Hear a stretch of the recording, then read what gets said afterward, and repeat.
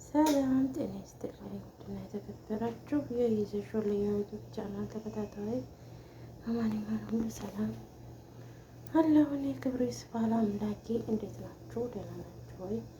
እኔ ሰላም ነኝ። ክብሩ ይስፋ ብያለሁ። ዛሬ ብቅ ብያለሁ ማለት ነው።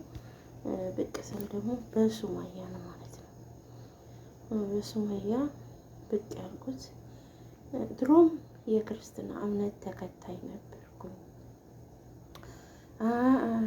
ሰይድን ሳገባ ነው እምነቴን የቀየርኩት እና ስለዚህ አሁን ቤተሰቦቼ እምነትሽን ቀይሪ ክርስቲያን ሁኚ እያሉኝ ነው። ልጆቹም ክርስትና ይነሱ እያሉኝ ነው። ስለዚህ ክርስትና እምነቴ ልመለስ ነው ያለች ነው። እንግዲህ ሰው የፈለገውን ማመን መከተል መብቱ ነው። እኔም እግዚአብሔር ይመስገን የክርስትና እምነት ተከታይ ነኝ ማለት ነው። እግዚአብሔር ይመስገን። እንግዲህ ሱማያ ልልልልል ብለናል።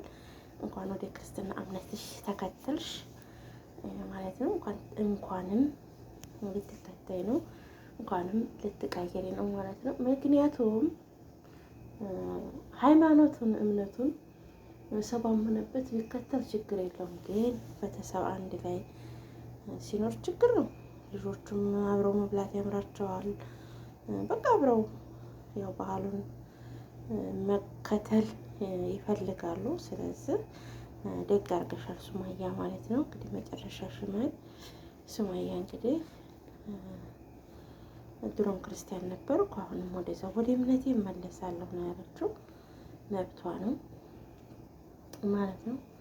መብቷ ነው። ወደ አመነችበት መከተል መብቷ ነው። እናቷም ሞለሴ ናቸው እንደምታዋቸው።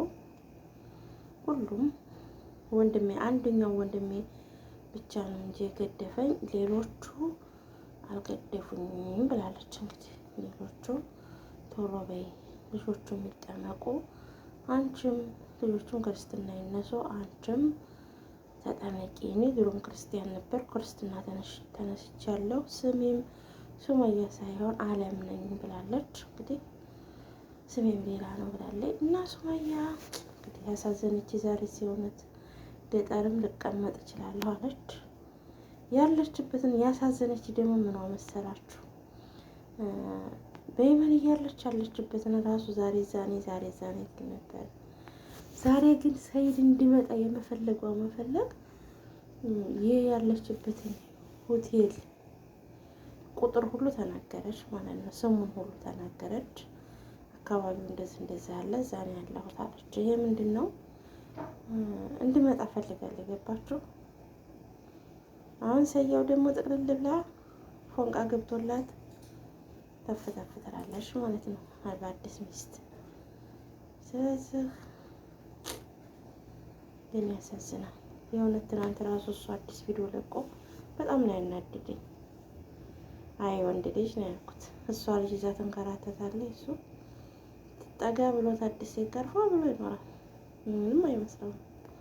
ልጆቹንም ወዳት ሚስቱን ያን የመሰለ ደረጃቸውን ያን የመሰለ ክብራቸውን ብትንትንትን አድርገው እሷ እንደዚህ እየተንከራተተች ገና ላላረገዘች ላልወለደች ሚስት ከሚስቱም ለማትበልጥ ሴት ማለት ነው አብሮ ተፍ ይላል። እንግዲህ ለምን አይሄድም? ለምን ባህር ዳርም ችግር አለው። በመከላከያ ቁጥጥር ስር ነው፣ በፋኖ ቁጥጥር ስር አይደለም። እና ለማንኛውም ሱማያ እንግዲህ አይዞሽ አብሽሬ፣ አይዞሽ የኔ እናት ምንም አይደለም፣ አይዞሽ ብለናል።